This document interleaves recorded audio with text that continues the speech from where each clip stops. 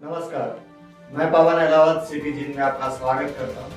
आज हमारे साथ एक ऐसी शख्सियत हमारे साथ हैं जिन्होंने कंडेला खाप का प्रतिनिधित्व किया है। किसान आंदोलन में भी उनकी बहुत बड़ी भूमिका रही है। पूरे किसान आंदोलन में राकेश टिकैत जी के साथ वो जुड़े रहे हैं। उनकी शख्सियत की तो उनका शुभ नाम है श्रीमान टेकराम कंडेला जी।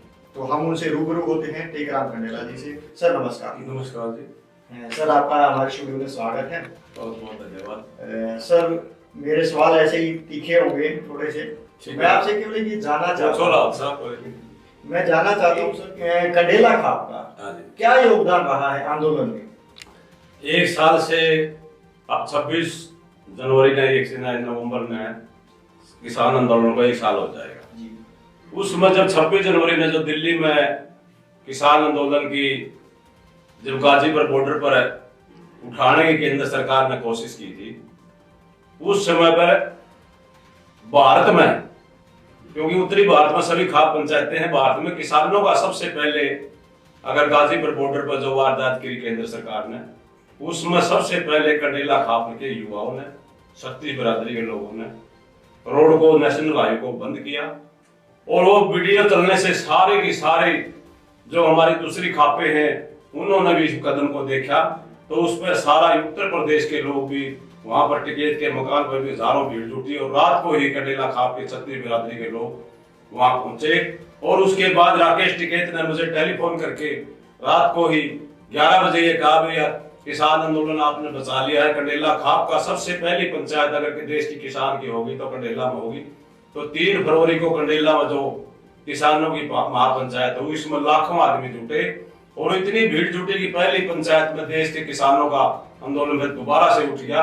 पूरा योगदान छत्तीस बिरादरी का, उत्तरी भारत की सारी खाप पंचायतें इसमें शामिल हुई, क्योंकि हमारे सबके साथ संपर्क है। मैं 30 साल से कंडेला खाप का प्रधान रहा हूँ और उसके लिए खाप पंचायतों का राष्ट्रीय संयोजक भी हूँ।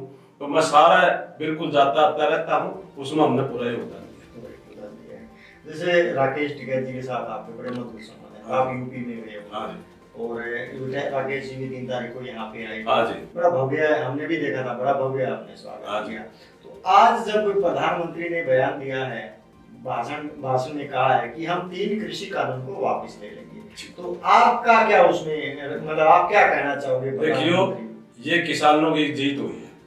700 किसान हमारे जो बॉर्डर पर शहीद हो चुके हैं और एमएसपी का गारंटी कानून के लिए हमारी दूसरी मांग है।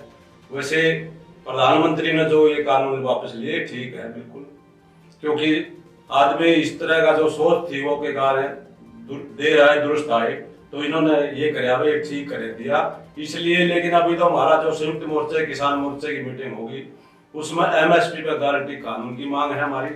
और जो पर्चे या मुकदमे दर्ज हो रहे हैं हजारों आदमियों पर, वो मुकदमे वापस लिए जाए। और 700 किसान जो शहीद हुए हैं, चाहे वो कोई हार्ट अटैक होके हो या कोई एक्सीडेंट से हो या कोई बीमार होके हो वहां शहीद बॉर्डर पर, उनको मुआवजा राशि और एक नौकरी दी जाए।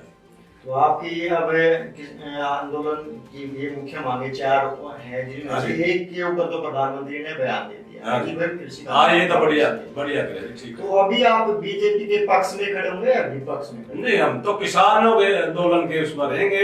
मैं किसी पार्टी से मेरा कोई संबंध नहीं। मैं बीजेपी का था पहले, जब मैंने किसान आंदोलन चला जब ही रिजाइन कर दिया था, चेयरमैन था, मैं स्टेट का चेयरमैन बना था। हम तो किसान आंदोलन के साथ है। मैं तो चौधरी महेंद्र सिंह टिकैत स्वर्गीय जब आते थे 83 में सरपंच था गाँव का, मेरे पास ही आते थे, मैं तो उनके साथ जुड़ा हुआ। तो किसान आंदोलन, किसानों की यूनियन जो मांगे राम मलिक था, जब मैं वो इकट्ठे करा करते कंधावला में और दिल्ली में जो 88 में था उसमें भी मैं था। तो हम तो किसान आंदोलन के पहले किसान हैं, बाद में कोई पार्टी पुर्टी की बात है।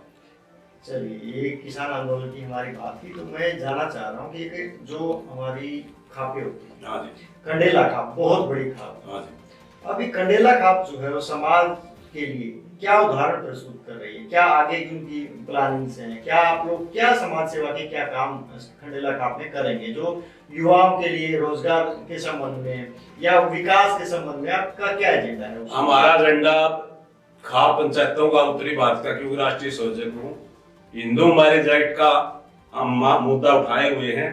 और प्रदेश के मुख्यमंत्री ने रोहतक में धनखड़ की मीटिंग में कहा था कि मैं जो एक गांव में, एक गोत्र में लगते गांव में शादी पर रोक लगाई जाए। उन्होंने ये बयान भी दिया था अखबार में, मनोहर लाल ने, भाई ये मुद्दा खापों का सही है, इसके बारे में हम विचार करेंगे। एक तो मुद्दा ये उठाया रखा है हमने, पहले से भी उठा रखा है और अब भी उठाएंगे। एक जो युवाओं में जो नशे की बीमारी फैल रही है उसको रोकने के लिए सारे खाप पंचायतें इकट्ठे करेंगे, जैसे तपे हैं, बारे हैं, खाप हैं। एक खेलों के लिए बढ़ावा देने के लिए, एक 36 बिरादरी का जो भाईचारा है उसको मजबूत करने के लिए, जिस तरह आपस में कोई जात पात का, ये तो राजनीतिक पार्टियां आपस में भिड़ाती हैं, लेकिन खाप पंचायतें आपस में समझौते कराती हैं, 36 भाई का भाईचारा रखती है। क्योंकि यहाँ पर जिस तरह पीछे जींद में जो जाट आरक्षण हुआ था, जींद में कटेला खाप, लोगामा खाप, बारा खाप, सुंदरपुर, बारा, ये उचाना, बिनैन, सारी खापों ने जींद में किस भी रोहतक में, जज्जर में, सोनीपत में झगड़े हुए थे, लेकिन जींद को सिर्फ रखा। कटेला खाप की वजह से, लोगामा खाप की वजह से हमने किसी को यहाँ लोगों ने अफवाह उठाई, भाई यहाँ पर जाट धर्मशाला को फूकेंगे, देवलाल की मूर्ति गिरेंगे, माँ भाई कोई कुछ नहीं है, सब अफवाह है। हमने जींद भी स्टेप रखी, जींद के लोग इस बात से मानने भी हैं। कटेला खाप, लोग अम्बा खाप जो बोलते थे, क्यों 28 गांव हमारे हैं, 22 उनके हैं, बाकी सुंदर पर है, इधर 52 गांव बिनाने के हैं। तो सारी खाप पंचायतों ने इसका पूरा सहयोग किया और खाप पंचायतों 36,000 का भाईचारा बनाए रखे। अभी आप अपनी खाप वालों को और समाज को क्या संदेश देंगे जो आज प्रधानमंत्री ने बयान दिया, उसके ऊपर या कानून के ऊपर या अपनी खाप के ऊपर, पूरा आपका अपना संदेश क्या रहेगा, पूरा ब्रीफ में मुझे बताएं। ऐसे अलाप साहब, आपने जो सुझाव मांगे हैं उसके लिए हमने जिस तरह हम अपनी खाप को ये सुझाव दें, 36,000 का भाईचारा भी मजबूत करो। किसानों की आर्थिक स्थिति इतनी खराब हो गई है क्योंकि प्रधानमंत्री नरेंद्र मोदी ने, मैंने भी 2 बार प्रधानमंत्री को वोट दिए हैं, तो वोट इस बात पर दिए थे मैं स्वामीनाथन की किसान की रिपोर्ट लागू करूंगा, वो रिपोर्ट भी लागू नहीं हुई, और एमएसपी पर गारंटी कानून बनाऊंगा, गुजरात के मुख्यमंत्री थे जब।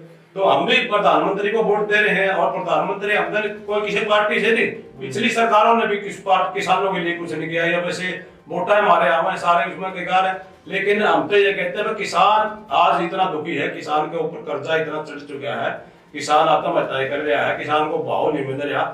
6% 8% वैसे तो एमएसपी कह देते हैं, लेकिन 6% की एमएसपी हुआ है, हरियाणा पंजाब में हुआ है, देश में सारे किसानों को सबको एमएसपी मिलनी चाहिए, एमएसपी में गारंटी कानून बनना चाहिए, एमएसपी का कानून आना चाहिए।